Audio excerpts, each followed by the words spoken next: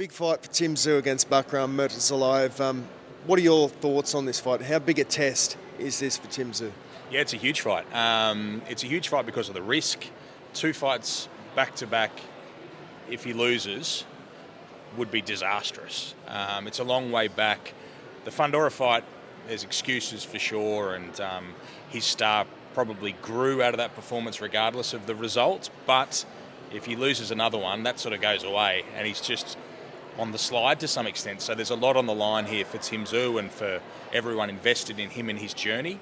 There's probably a school of thought that he could have gone a safer route, a comeback fight before launching straight into a world title fight against an undefeated guy like Bakhram. But he's taken the risks as he's done throughout. He wants to be busy. He wants to be in big fights, and this is exactly that. He's on the biggest stage again as the A side, and it's a really tough fight against a guy who doesn't know how to lose. What does Bakhram possess in there that Tim needs to be mindful of?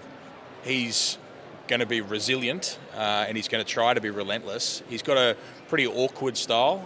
He's a big, tall super welterweight as well. He's got a reach advantage. He's obviously a lot bigger than Tim. The thing about him is that he's only really had 2 fights at a very good level. Jack Calcay and the fight back in 2019 where he became mandatory for the first time for this belt. So outside of that, he's really been just passing the time, step-aside fights and building fights and those sorts of things. But when he has gone to that top level, he's won. Jack Calcay obviously slightly on the decline when he got him earlier this year, but he still stopped him in a world title fight in Germany with all the odds against him because it was during Ramadan. There are a lot of things, as Kathy Duva was at pains to express, that the German operation tried to do to unsettle him, and despite that, he won. So he's a guy who isn't coming to lose, that's for sure, and you can tell that as you've seen, and as we've seen this week with his team, Roma, his trainer, and Bakhram himself, they are clearly here to win. The prospect of Tim Tszyu becoming a 2-time world champion, what doors open up then? What opportunities flow from this fight? Well, off the back of a victory here, what No Limit and Main Event want to do is to have a big homecoming fight for Tim later in the year. So that's obviously enormously attractive to him and exciting for everyone involved. Then off the back of that, you start to look at some really big fights, and it's an exciting division.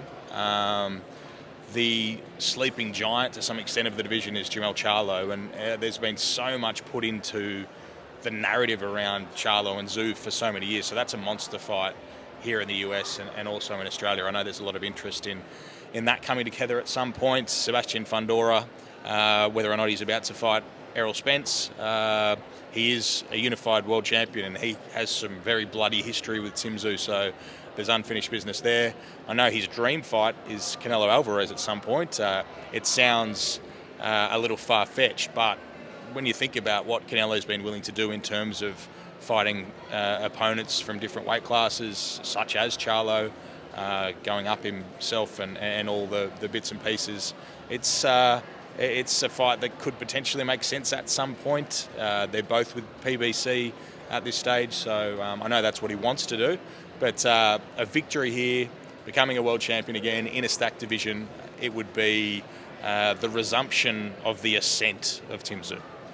The presence of Kosta this week, is there more to that?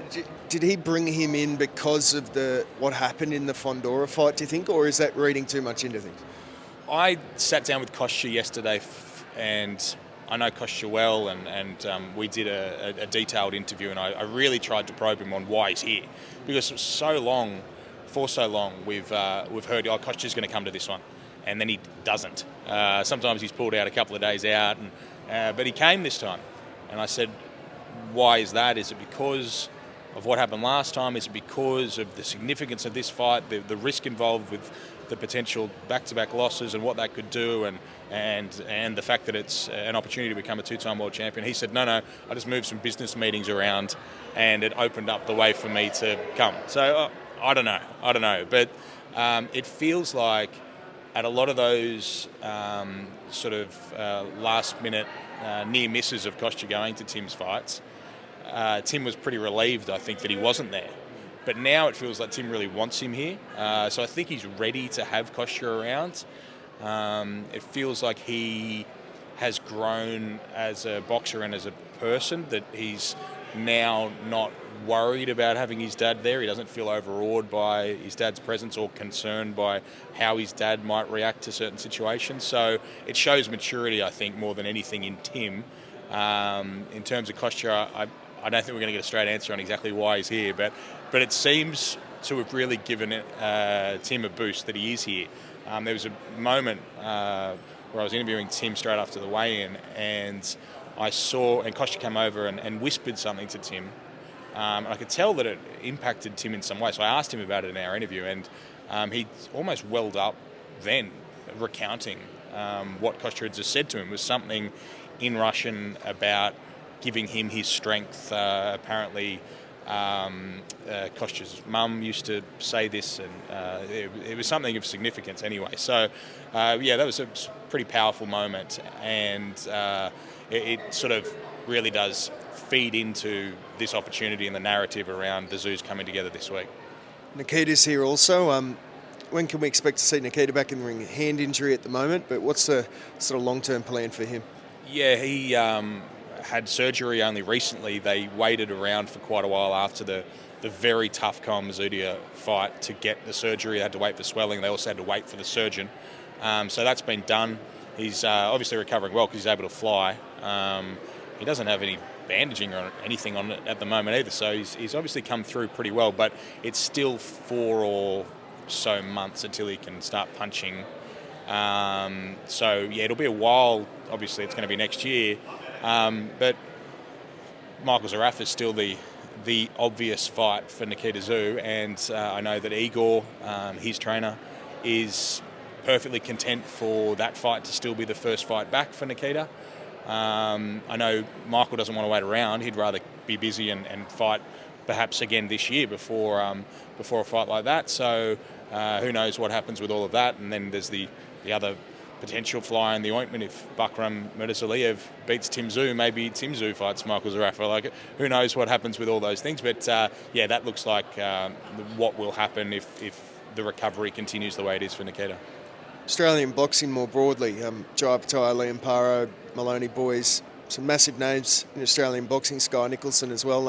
What have you made of the, renaissance of the sport in recent years? Well, as I love to say, this is the golden era of Australian boxing, and we have so many outstanding boxers flying the flag on big shows right around the world. We're here with Tim Tszyu this week. Jai McAllister is a stone-cold killer at the moment.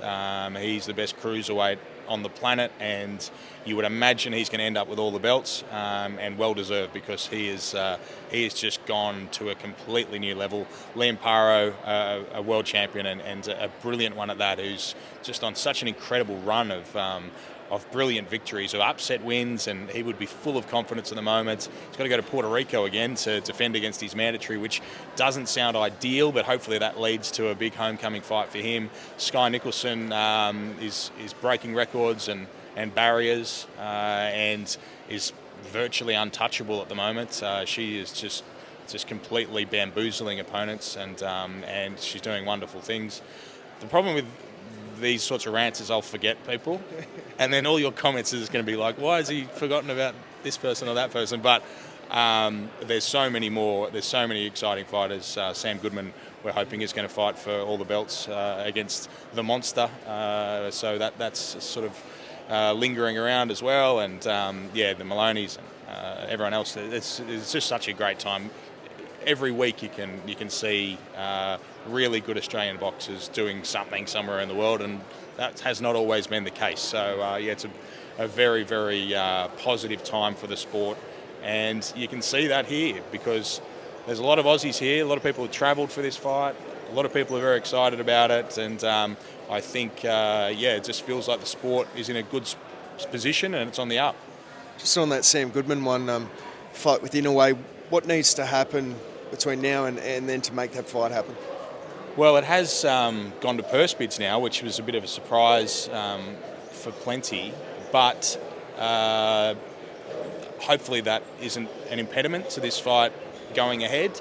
We essentially thought that it was a done deal for Sam Goodman and Inoue for Christmas Eve in Tokyo. This is a bit confusing, but it seems that the negotiations are just going in a slightly different direction, but all signs are that things should be fine and that fight will take place. So hopefully it does, because I really want to go to Tokyo for Christmas. I believe KFC is a big thing there on Christmas Day, and I think that would be interesting. Beauty. Thanks so much, Benny. Thanks so much.